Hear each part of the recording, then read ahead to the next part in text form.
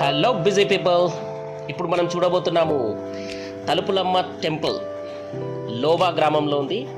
ఇది అన్నవరంకి తునికి మధ్యలో ఉంటుంది. ఎస్, మీరు అనుకున్నట్టుగా విశాఖపట్నం హైవే మధ్యలో ఉంటుంది. నిజంగా ఫ్రెండ్స్, మనకు తెలియని ఎన్నో పుణ్యక్షేత్రాలు మన తెలుగు రాష్ట్రాల్లో ఉన్నాయి. అందులో తలుపులమ్మ దేవస్థానం ఒకటి. ఈ ప్రసిద్ధ క్షేత్రం చాలా తక్కువ మందికి తెలుసు. ఇది అన్నవరం నుంచి 20 కిలోమీటర్ల దూరంలో ఉంది. మనము సికింద్రాబాద్ నుంచి బయలుదేరితే సికింద్రాబాద్ నుండి మనము అన్నవరంకి కానీ లేదా తునికి కానీ ట్రైన్ టికెట్ బుక్ చేసుకోవాలి.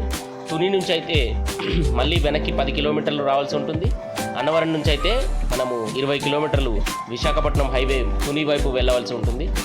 ఈ అందమైన ప్రకృతి వనంలో ఈ తలుపులమ్మ వెలిసింది.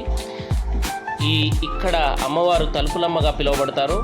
ఎంతోమంది కోరికలను తీరుస్తూ సుందరంగా అందమైన ఒక పెద్ద కొండపైన దట్టమైన అడవిలో అందమైన ప్రకృతి మధ్యలో వెలిసింది. ఇక్కడ అమ్మవారికి భక్తులు ఎన్నో మొక్కులు మొక్కుకుంటారు. ఎన్నో కోరికలు తీర్చడం జరిగిందని కూడా వాళ్ళు చెప్తుంటారు. ఇక్కడికి భక్తులు ఉదయాన్నే తమ వస్తు సామాగ్రితో, అనగా పూజకు సంబంధించిన కొబ్బరికాయ అలాంటివి, అలాగే మధ్యాహ్న భోజనానికి సంబంధించిన సామాగ్రితో ఇక్కడికి వస్తారు. ఇక్కడ చాలామంది వంటలు చేసి ఇచ్చే వాళ్ళు ఉంటారు. వాళ్ళు ఒక 1000 రూపాయలు 1500 తీసుకొని మంది చొప్పున వాళ్ళు వంటలు వండిస్తుంటారు మనకి. మనం అంతలోపు అమ్మవారి దర్శనానికి వెళ్ళేసి అక్కడికి వెళ్ళి రావచ్చు. ఇక్కడ ప్రభుత్వము 4 కోట్ల రూపాయలతో ఈ అమ్మవారి గుడిని నూతనంగా నిర్మించడానికి పూనుకున్నది. సో ఈ నిర్మాణ పనులు జరుగుతున్నాయి. ఈ మధ్యలో నేను వెళ్ళాను. బట్ ఎంత నిర్మాణ పనుల్లో ఉన్నాం కూడా చాలా అందంగా సుందరంగా కనిపించింది.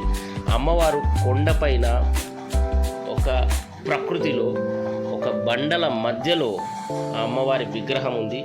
అది మనం ఆ టెంపుల్ లోపలికి వెళ్ళి చూస్తే ఆ సుందర మనోహర దృశ్యాన్ని మనము వీక్షించవచ్చు.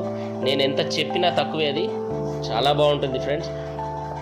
మీరు అక్కడికి వెళ్ళినప్పుడు, అన్నవరం కానీ లేదా అటువైపు వెళ్ళినప్పుడు కానీ ఈ పవిత్ర తలుపులమ్మ పుణ్యక్షేత్రాన్ని ఖచ్చితంగా దర్శించాలని కోరుకుంటున్నాను.